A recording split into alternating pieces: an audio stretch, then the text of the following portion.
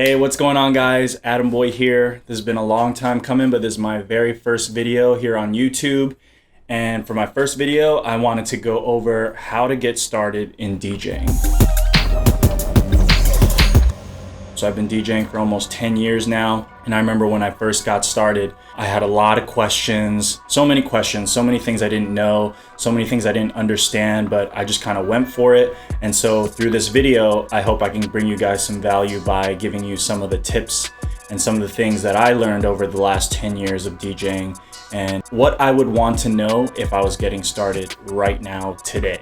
So when I first started, it was around the time where what they call Bloghouse was getting really big, and it was just an exciting time. I remember Watch the Throne just came out, and I was really inspired by a lot of the sounds, especially with electronic music and kind of electronic production being mixed with hip hop and hip hop energy. Really what got me interested in DJing was going out at the time in the New York club scene.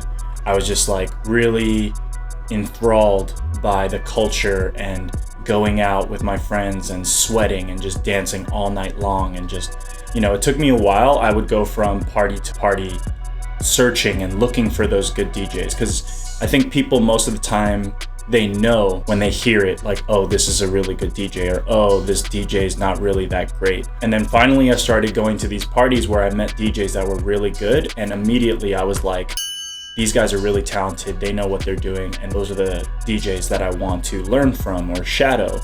So I know that there are a lot of videos out there about how to start DJing, and it goes right into mixing and the mixer and 2 channels and all that sort of stuff. But I think getting started as a DJ starts with the basics. So even before you start touching a mixer, even before you start trying to mix or beat match tracks, I really think it comes down to a few basic fundamentals. So the first one is this: you got to get a laptop or some kind of computer.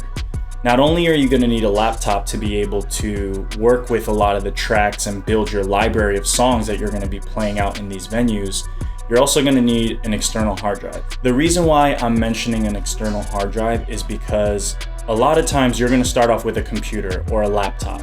That laptop or that computer is only going to be limited to a certain amount of hard drive space. However, if you DJ for a long time, you'll notice as your library starts to build, you'll have like old school tracks, classics, newer music. Your library is constantly going to be building, and it's going to take up space over time. And so the reason why I mention that is because I want you guys to be able to avoid the pitfall of your computer getting super laggy because you have just such a large library of music. And let's say, for example, you already have a large library of music. You just want to avoid down the line, once you really start building your library, you don't want to lag up your computer. You don't want to deal with things crashing because your hard drive is just overloaded with music. So the next thing that you're going to need is to invest in DJ software and DJ hardware.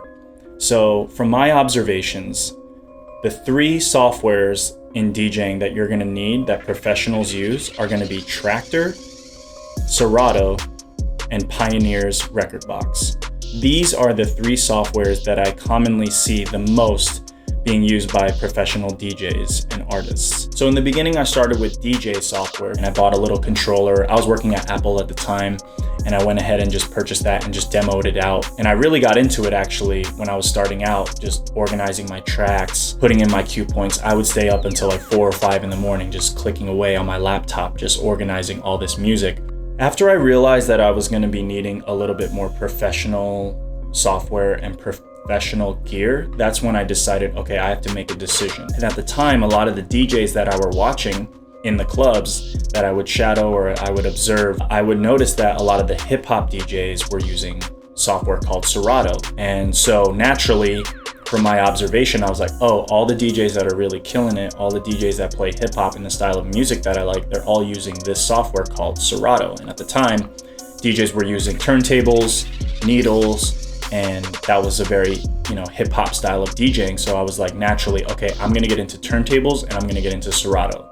And I started with Serato Scratch Live. Now they have Serato DJ. So if you see someone doing what you think is cool, or it sounds good and it's the kind of style that you're interested in, just see what kind of software that they're using and just take note, because that might be a great way for for you to start in terms of professional gear and software. After you get your gear, your software, and your professional gear in order, it may be a controller, it may be turntables, it may be an actual mixer, maybe you're able to afford a full rig and get 2 sets of CDJs and a mixer. After that, that's when you can start actually really digging into not only your library, your cue points, your software, your sets, and your crates, into practicing your technical stuff. The next thing that you're gonna need is organization. So the reason why this is so important for yourself now, just starting out, and long term, is you're gonna wanna organize a lot of your songs in terms of different crates. And that's what DJs call the little folders that you organize your music in terms of different categories. And crates come from milk crates that DJs previously, back in the day, when they would use turntables, they would physically carry milk crates with vinyls in them, and they would truck around or load up all their vinyl collections into milk crates. So that's where the term crates come from. And organization is really key, because you're gonna need to organize your music if you're playing different kinds of music, or you're playing music from different eras. So let's say, for example, you have a throwback crate, or you have a hip hop crate, or you have a crate that's strictly just 90s and 2000 era music. That's how you're gonna need to organize your music, so that when you're playing these gigs, you're gonna be able to quickly be able to reference what kind of music and where to find it very quickly, because speed is definitely key when it comes to DJing. And lastly, the last thing that you're gonna need is practice, practice, practice. So I know when I first started, it was very frustrating because I wasn't nasty. I wasn't nearly as good as a lot of the DJs that I would observe in the club. So what you're gonna need is a lot of practice, both at events and at home. So you're never gonna be nearly as good as you'd like to be if you're only playing in a basement or you're only playing in your bedroom. You're gonna actually have to get real life experience.